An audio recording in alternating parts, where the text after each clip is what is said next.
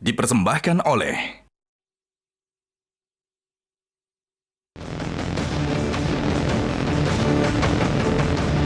saya melihat substansi dari visinya malah tidak kelihatan. Yang kelihatan justru saling menyerang, yang sebetulnya nggak apa-apa, asal kebijakan, asal policy, asal visi yang diserang, nggak apa-apa.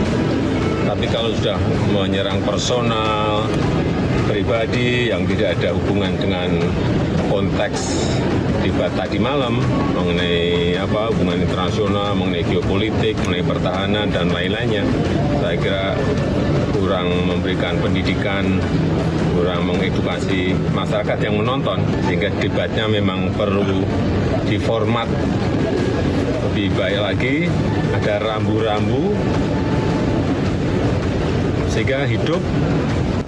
Saya berbicara untuk ketiga calon dan untuk perbaikan-perbaikan ke depan, juga untuk introspeksi kita semuanya, untuk evaluasi kita semuanya. Saya tidak berbicara satu calon atau dua calon.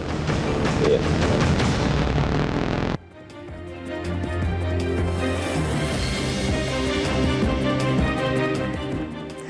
Kembali lagi di kontroversi, pemirsa. Jadi, Mas Adi, pertanyaan saya sebelum jeda tadi adalah, apakah pernyataan Presiden ini jangan-jangan by design juga memang sengaja dikeluarkan ketika Pak Jokowi merasa pasangan yang didukungnya perlu dibela?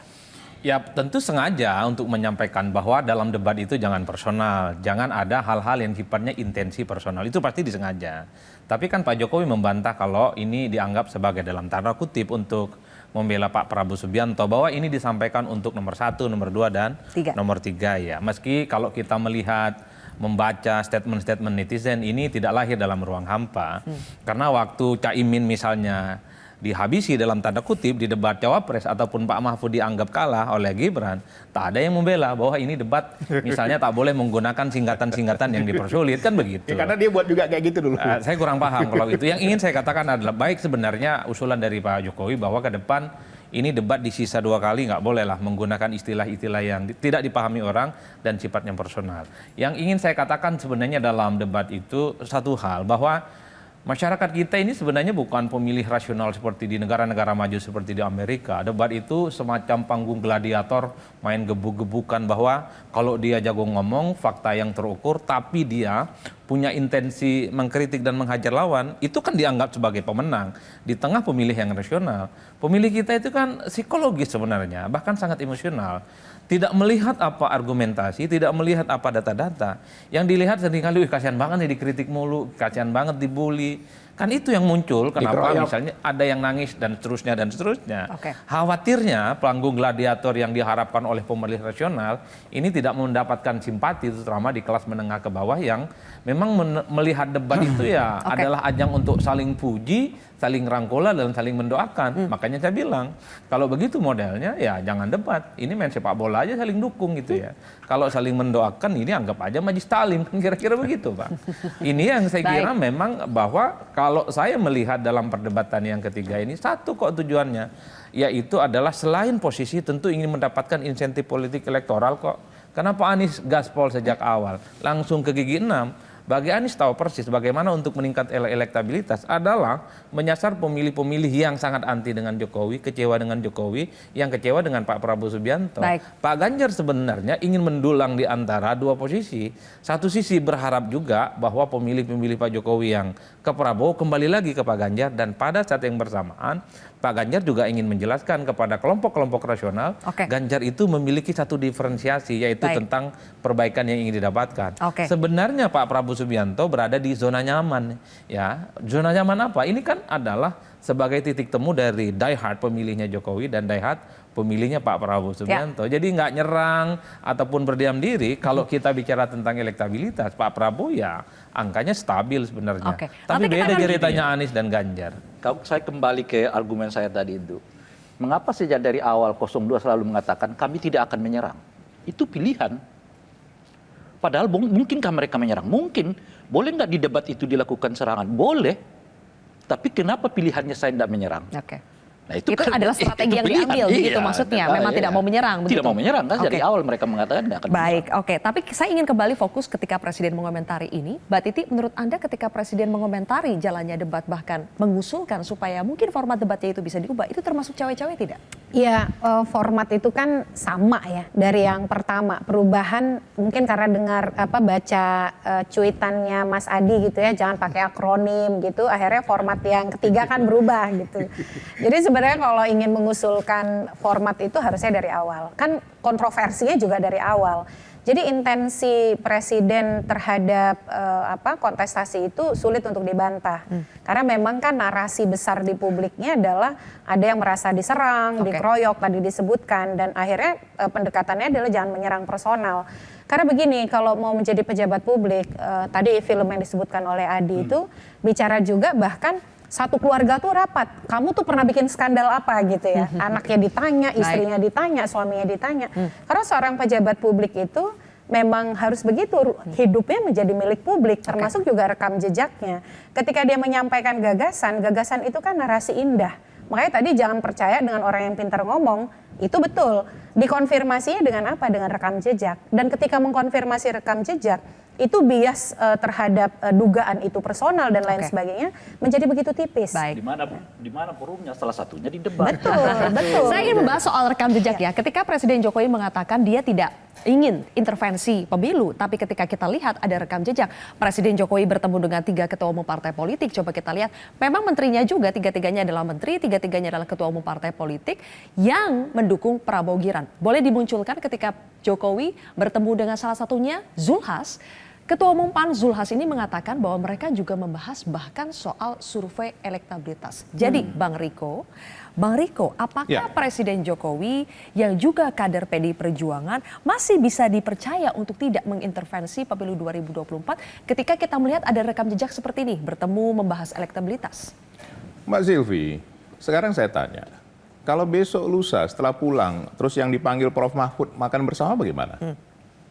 Bukankah ini hal yang biasa-biasa saja? Bahas survei juga nggak apa-apa? Lah, ini kan sah-sah saja, semua mau dibahas. Apa yang masalah dengan dibahas? Sekarang saya tanya Mbak Silvi, Presiden memanggil menterinya boleh nggak? Oke. Boleh.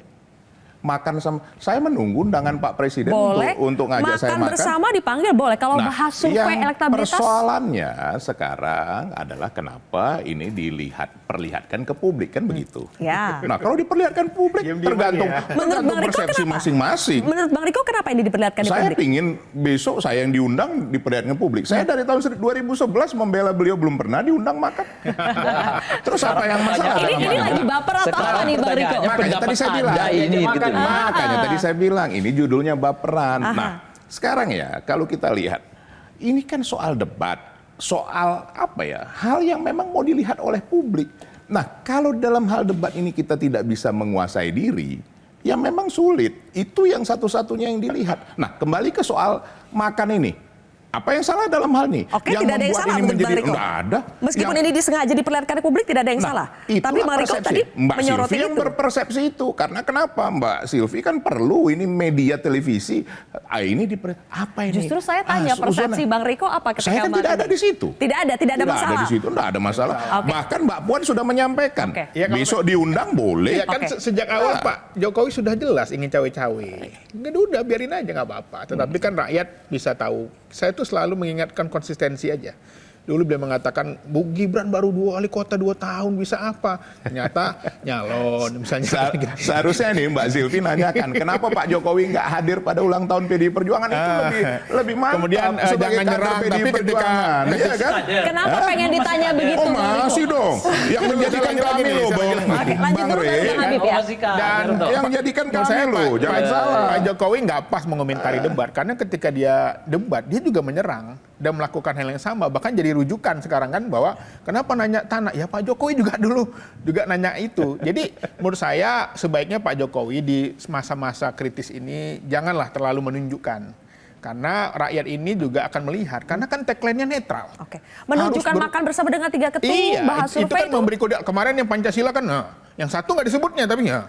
Itu kan juga kode ya. Jadi memang udah kita biarin aja Pak Jokowi akan cawe-cawe. Dari awal udah bilang, tetapi kami hanya ingin mengatakan bahwa pesta demokrasi ini harus konsisten. Pemimpin itu kan dari atasnya orang ngelihat.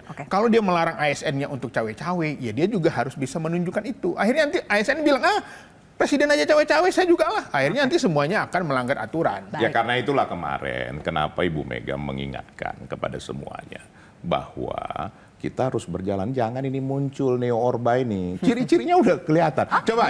Ada yang memunculkan sekarang Pak Harto. Nah, ini udah lebih aneh lagi nih Bung Iqbal. Saya baru ngomong kan? nih. Silakan. Coba Bang Habib bayangkan sekarang seperti itu ya, ditanggapi. kita tunggulah nanti. Oke, ya kan kalau soal keberpihakan presiden incumbent, ya kan kita ada rambunya, ya. Bahkan seorang presiden incumbent boleh maju kedua kalinya sebagai calon presiden di periode berikutnya. Kita acuan kita misalnya di Amerika, itu George Bush yang anak ya. Itu terang-terangan mendukung John McCain ketika melawan Obama.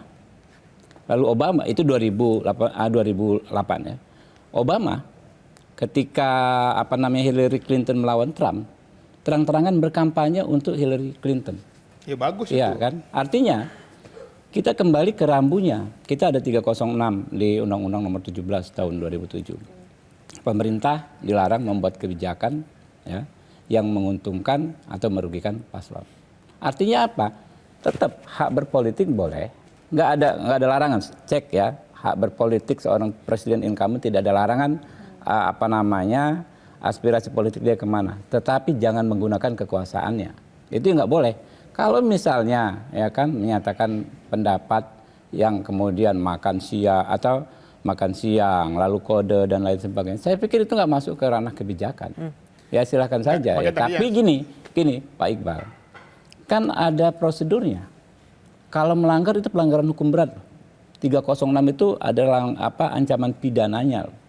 Ya. Kalau dilakukan tim kampanye ada ancaman administrasinya loh. Enggak. Kita manfaatkan saja itu semua. Makanya gitu. saya ingin mengkritik. Kalau di Amerika kan memang jelas dia fair dari awal. Ini enggak, ngakunya netral. Tapi faktanya perilakunya tidak netral gitu loh. Kalau dari awal dibilang memang saya boleh kok, kenapa? Saya memang pengen mendukung kok, pengen anak saya maju kok, nggak ada masalah. Tapi kan ini skenarionya diputer dulu. Satunya ya, membicarakan jauh. inkonsistensi, Dibilang tapi itu tidak ada hanya kebetulan. Sudah ada rambu-rambunya. Saya ingin tanya ke Perludem. Betul. Mbak Titi, rambu-rambunya memang sudah ada. Sejauh ini Anda melihat apakah rambu-rambu itu banyak ditabrak? Ya, kalau undang-undang itu kan dia bicara normatif hak politik seorang individu yang juga menjabat presiden, bahwa ada ketentuan kalau dia ingin berkampanye dia harus cuti, tidak menggunakan fasilitas negara, tidak membuat kebijakan keputusan yang menguntungkan, merugikan. Tetapi dalam konteks ini tadi yang disampaikan adalah keterbukaan itu tidak muncul, keberpihakan itu tidak disampaikan secara terbuka. Tapi pernyataan-pernyataan narasi tetap netral, tetapi kemudian dari sisi gest, lagi-lagi ini soal persepsi ya. Kalau persepsi itu tidak bisa dikendalikan. Makanya publik yang membaca begitu. Nah, ketika keterus-terangan itu tidak ada ya Bang Habib ya, akhirnya kan tergantung pada persepsi. Ketika saya menangkap, misalnya Mas Iqbal menangkap, Bang Eriko menangkap berbeda dengan Bang Habib, itu karena keterus-terangan itu tidak ada bahwa dia mendukung memang salah satu calon. Akhirnya kita membaca tergantung pada persepsi kita melihat gesturnya gitu ya. Ketika Mas Iqbal melihat Pancasila tanda simbol 2-nya ada, 1 nggak ada, itu dianggap sebagai sebuah keberpihakan, ya akhirnya yang dibaca bisa begitu. Kalau saya mendukung Pak Jokowi, kalau memang mendukung salah satu capres, sampaikan saja.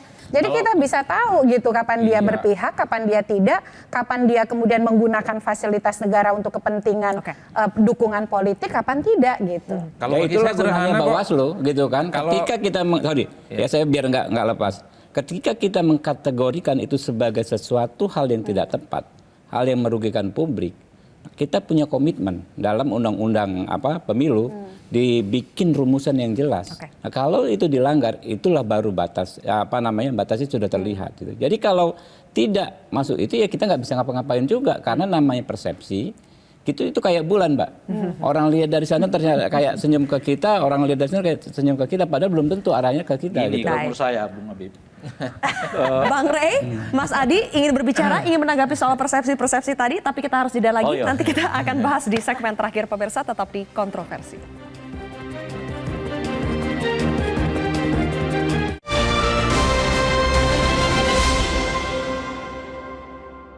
dipersembahkan oleh